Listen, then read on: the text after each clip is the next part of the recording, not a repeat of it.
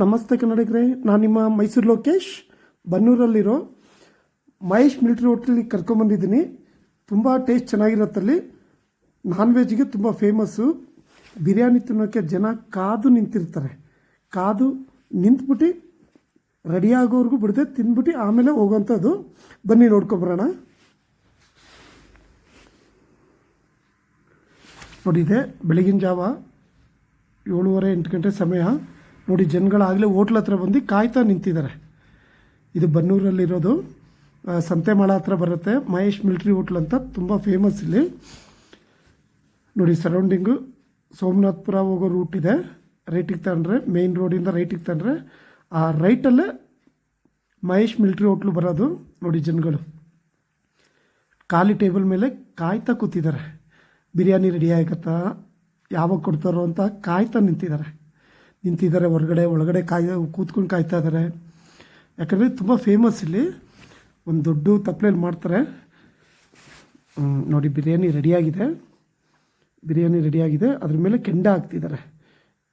ಇನ್ನೂ ಸ್ವಲ್ಪ ಆ ಸುವಾಸನೆ ಗಮ್ಮಂತ ಬರಲಿ ಅಂಥೇಳಿ ಬಿರಿಯಾನಿ ಪಾತ್ರೆ ಮೇಲೆ, ತಟ್ಟೆ ಮೇಲೆ ಕೆಂಡ ಹಾಕ್ತಿದ್ದಾರೆ. ಕೆಂಡ ಹಾಕಿ ಒಂದು ಸ್ವಲ್ಪ ಹೊತ್ತು ಬಿಡಬೇಕು. ತದನಂತರ ತೆಗೆದುಬಿಟ್ಟು ಸಪ್ಲೈ ಮಾಡ್ತಾರೆ. ತುಂಬ ಫೇಮಸ್ ಇಲ್ಲಿಗೆ. ನೋಡಿ, ಆಮೇಲೆ ಮೇಯ್ನ್ ಏನಂದರೆ ಚರ್ಬಿ. ಇವ್ರೇನು ಬಿರಿಯಾನಿ ಕೊಡ್ತಾರೆ, ಆ ಬಿರಿಯಾನಿಗೆ ಚರ್ಬಿ ಹಾಕ್ಕೊಡ್ತಾರೆ. ಚರ್ಬಿ ಹಾಕ್ಕೊಟ್ರೆ ತಿನ್ನೋಕೆ ಒಳ್ಳೆ ಟೇಸ್ಟ್ ಇರುತ್ತೆ, ಲೆವೆಲ್ಲೇ ಬೇರೆ ಇರುತ್ತೆ. ಈಗ ರೆಡಿ ಆಗ್ತಿದೆ. ಒಂದು 2-3 ನಿಮಿಷ, ಒಂದು 5 ನಿಮಿಷದಲ್ಲಿ ಆಗುತ್ತೆ ಅಂತಿದ್ದಾರೆ. ನೋಡಿ, ಜನಗಳು ಬೆಳಿಗ್ಗೆನೇ ಬಿರಿಯಾನಿ ತಿನ್ನೋಕೆ ಕಾಯ್ತಾ ಇದ್ದಾರೆ. ರೆಡಿಯಾಗಿದೆ. ಹೊರಗಡೆಯವ್ರಿಗೆ ಇನ್ನೂ ಸಿಕ್ಕಿಲ್ಲ. ಒಳಗಡೆ ಇರೋರಿಗೆ ಬಿರಿಯಾನಿ ಕೊಟ್ಟಿದ್ದಾರೆ. ಹೊರಗಡೆ ಅವರು ಸುಮಾರು ಜನ ಪಾರ್ಸಲ್ ತಗೊಂಡು ಹೊರಟೋಗ್ತಾರೆ. ಪಾರ್ಸಲು ತುಂಬ ಹೋಗುತ್ತೆ ಇಲ್ಲಿಂದ. ನೋಡಿ, ಬಿಸಿ ಬಿಸಿ ಚರ್ಬಿ ಬಿರಿಯಾನಿ.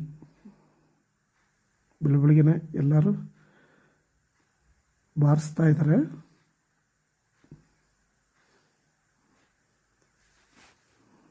ತುಂಬ ಫೇಮಸ್ಸು. ಆ ಕಡೆ ಹೋದರೆ ನೀವು ಒಂದು ವಿಸಿಟ್ ಕೊಡಿ.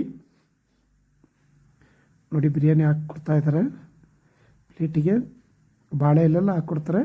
ಆಮೇಲೆ ಆಗಿ ಚರ್ಬಿ ಹಾಕ್ತಾರೆ. ಒಂದು ನೋಡಿ, ಯೆಲ್ಲೋ ಕಲರ್ ಇದೆಯಲ್ಲ, ಚರ್ಬಿ. ಅದು ಬಿರಿಯಾನಿಗೆ ಲೈಟಾಗಿ ಚರ್ಬಿ ಹಾಕ್ಬಿಟ್ಟು ಸರ್ವ್ ಮಾಡ್ತಾರೆ. ತಿನ್ನೋಕೆ ಒಳ್ಳೆ ಟೇಸ್ಟ್ ಇರುತ್ತೆ. ನೋಡಿ, ಬಿಸಿ ಬಿಸಿ ಬಿಸಿ ಬಿಸಿ ಬಿರಿಯಾನಿ. ಬೆಳಿಗ್ಗೆ 8 ಗಂಟೆಗೆ ಸ್ಟಾರ್ಟ್ ಆದರೆ ಸಂಜೆ 4-5 ಗಂಟೆವರೆಗೂ ಇರತ್ತೆ ಇಲ್ಲಿ. ಚರ್ಬಿ ದಮ್ ಬಿರಿಯಾನಿ. ನೀವು ಈ ಕಡೆ ಬಂದರೆ ಒಂದು ವಿಸಿಟ್ ಮಾಡಿ, ಫ್ಯಾಮಿಲಿ ಜೊತೆ ಹೋಗಿ ಕೂತ್ಕೊಂಡು ಆರಾಮಾಗಿ ತಿನ್ಬೋದು. ಓಕೆ, ಬಾಯ್ ಕನ್ನಡಿಗರೇ.